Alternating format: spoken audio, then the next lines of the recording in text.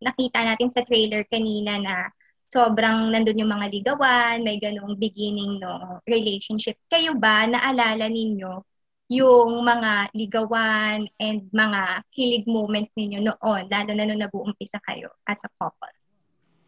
Kasi kami walang ligawan na nangyari eh. We really started as friends kasi medyo sabay kaming nagsimula sa show business. Sabay kaming ni-launch ni Mother Lily.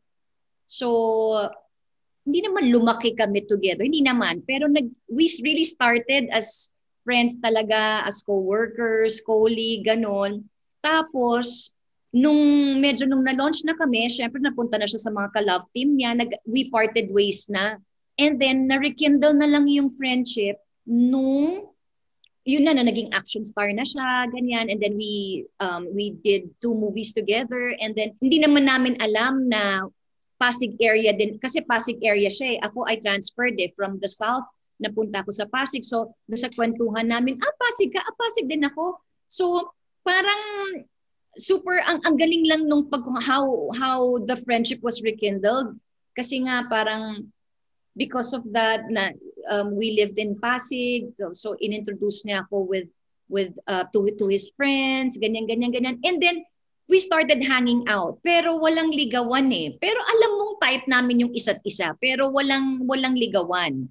Pero marami din kaming mga kilig moments, marami din kaming mga sweetie moments. Ako siguro I can share because that time that when we were going out, kasi may ganun eh, lumalabas kami, pero hindi kami, at walang ligawan. Pero lumalabas kami minsan as a group or nagde-date kami, ganyan. So naghumingi ako ng sign. Alam ko 3 sign yun, nakalimutan ko na yung isa. Pero yung 2 sign, ang hiningi ko talaga, gusto ko kapag sumakay ako dun sa car niya, parang pick up, tatay pick up yun, diba? Pick up truck, oo. Truck. So, nung sabi ko sana, kantahan niya ako ng yung You Look Wonderful Tonight. Diba? You look wonderful tonight. Yun. So, alam naman nating lahat na hindi siya singer, hindi siya kumakanta. Pero for some strange reason, hindi ko lang, tatay ko natatandaan mo yun. Pero pagsakay ko dun sa pickup truck niya na color red, yun yung tumutugtog. Dun sa car, dun sa truck niya. Although hindi siya radio, parang CD siya. Siyempre, uso pa yung CD noon.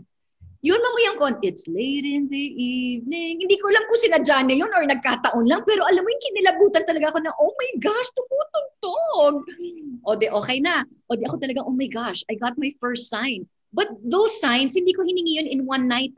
Kumbaga, basta bigyan mo lang ako ng sign kung if he's really the one. And then after a while, I wasn't sure kung that night or yung mga succeeding dates namin, ang hiningi kong sign, sana dalhin niya yung purse ko or yung bag ko. Kasi nakukitan talaga ako sa mga guys na dinadala yung bag ng girl. It's not because it's heavy, but I don't know, I just find it cute. Na imagine mo, ang laki-laki nilang tao, pero yung purse na dala-dala or yung bag na dala-dala nila pang girly-girly. So wala lang, kasi gusto ko yung mga signs na hinihingi ko, yung not the usual signs. Hindi yung mga signs na madaling ibigay sa'yo. So yun na nga, yung first song, I mean, of all the songs, talagang yun, I know it's a popular song, but hindi naman kasing popular ng It Might Be You or something, ganyan. So this one, basta nung hindi ko lang, papunta na yata tayo sa Fridays ba yun or some restaurant, kinuha lang niya yung bag ko. At sinabi niya na, alam mo naman, syempre that time, action star, diba? I mean, for him, na naka-leather jacket at kung ano man, kinuha niya yung bag ko talagang, oh my gosh!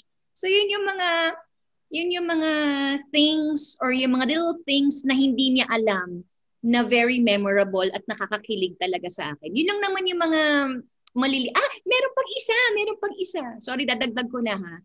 I mean, for a guy to buy makeup, that is really a plus points for me. Especially sa kanya na, like I said, diba, hindi ko naman sinasabi, I mean, action star, walang alam sa makeup because that time, wala pang Shuimura dito.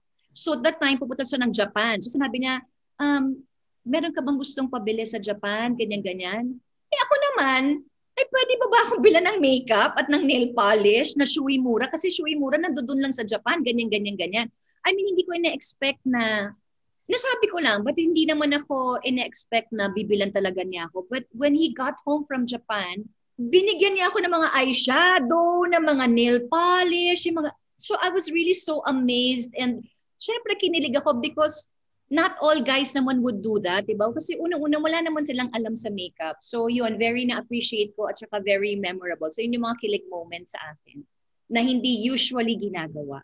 Tapos yung mga kasama pa niya, yung mga, syempre boys sa mga kasama niyo doon. So hindi ko alam kung paano na, o pare, tulungan mo naman ako bumili ng makeup. I don't know.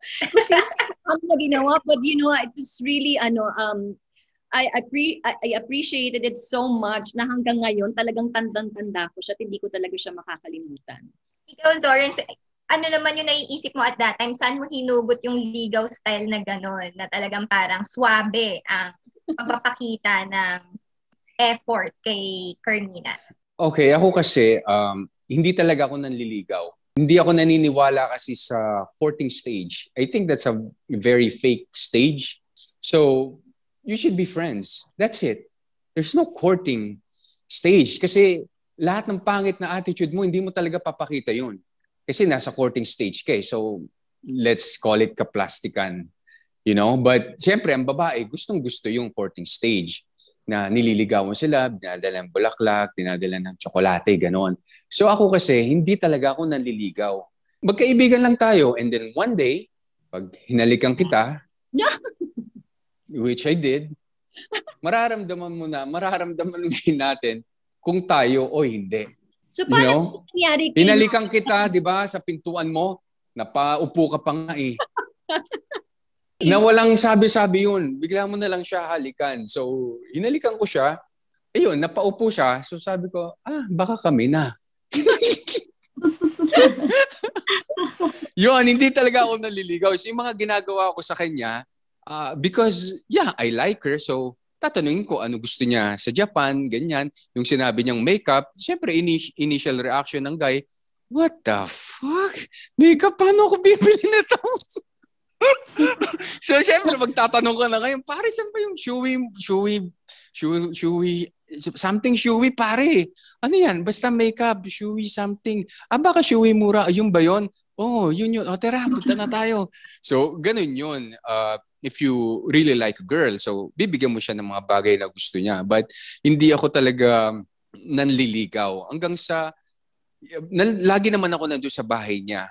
Lagi kami nasa bahay niya. And, naging bodyguard kasi ako niyan. There was a time na ako bodyguard niya sa gabi. Pumunta ako sa bahay niya para bantayan siya. Mahabang story yan, ate. Hindi ko may istorya ngayon, pero bodyguard ako niya tuwing madaling araw hanggang umaga.